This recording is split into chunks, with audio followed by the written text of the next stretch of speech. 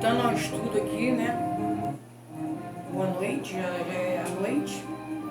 Vamos estar aqui vendo aqui o estudo.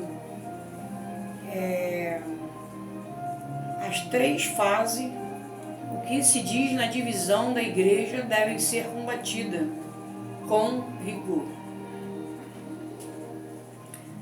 Aqui diz assim, a primeira letra A diz assim: Corinto, uma igreja gravemente dividida. Segundo, as divisões revelam a decadência espiritual e a insensibilidade e o egoísmo revelam falta de amor. Aqui diz, a igreja deve ser comunidade de fé e amor. O apóstolo Paulo transmitiu aos coríntios o que ele mesmo revelara pessoalmente do Senhor. 1 Coríntios 11, 23. Não podemos determinar com certeza o modo como Paulo recebeu esta revelação. Sabemos que não recebeu o evangelho de homem algum, mas mediante revelação de Jesus Cristo. Gálatas 1, capítulo 12, versículo 12. Abre tua Bíblia aí em Gálatas 1, versículo 12. Porque eu não recebi nem aprendi de homem algum, mas mediante revelação de Jesus Cristo. Então, Paulo está dizendo, e aqui a palavra de Deus, voltando, a Santa Ceia é uma celebração pública da morte do Senhor. A partir de agora, Paulo passa a assegurar-lhe que a morte de Cristo deve dominar seus atos. E, obviamente, não era isso o que acontecia em Corinto.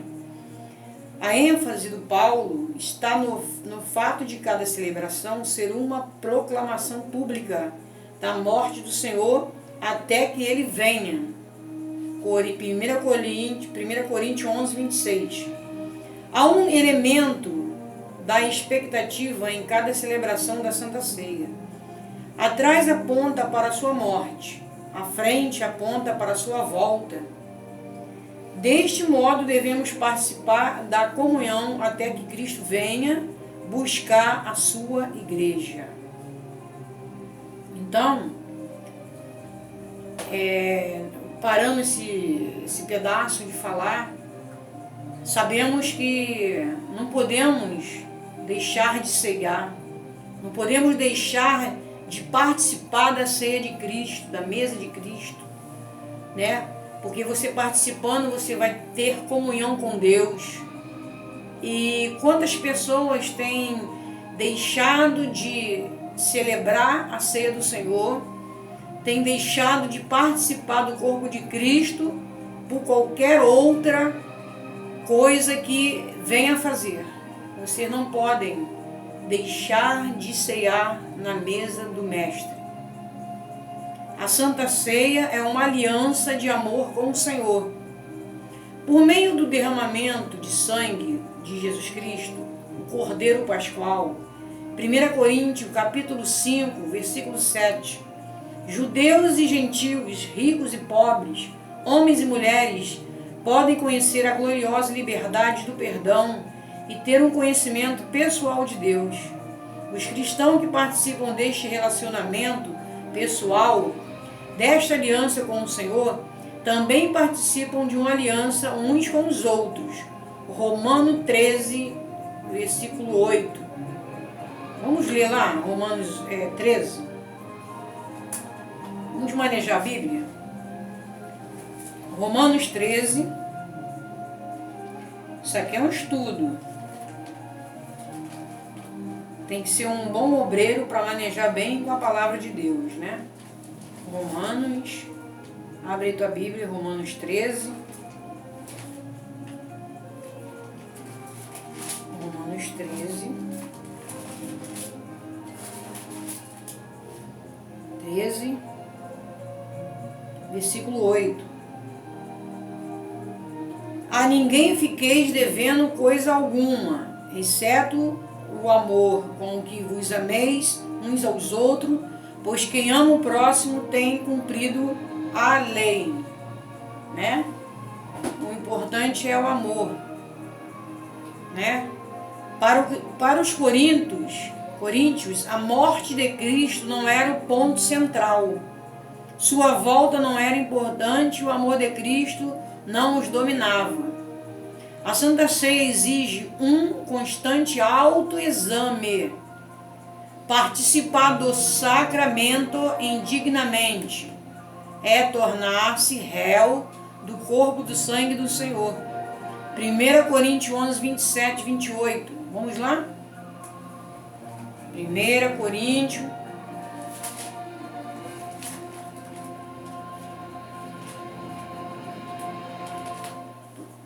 Coríntios 11, 27.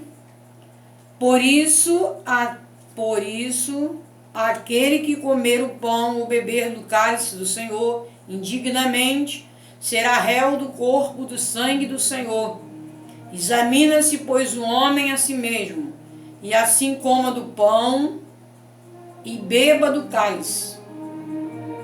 Pois quem come e bebe sem discernir o corpo, come e bebe juízo para si. Eis a razão porque há entre vós muitos doentes, fracos e doentes, e não poucos que dormem. Viu aí?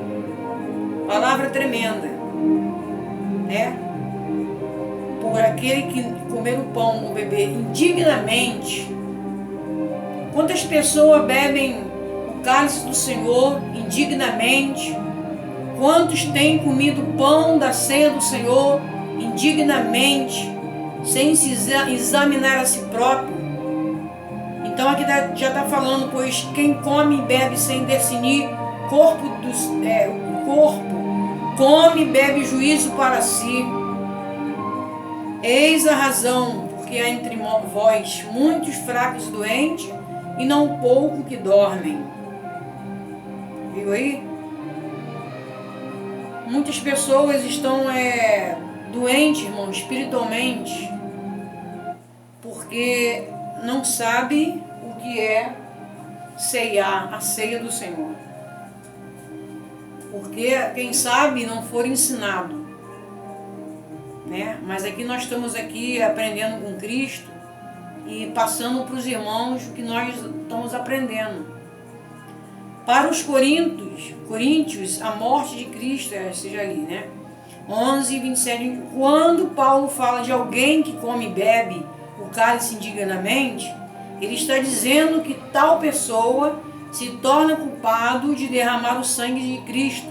Isto é, se coloca não do lado dos que estão participando dos benefícios de sua paixão, mas do lado dos que foram culpados por sua crucificação.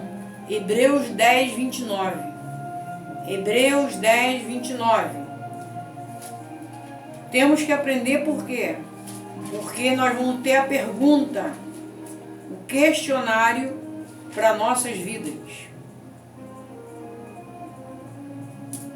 Precisamos aprender com o mestre. Hebreus 10. Hebreus 10. 29.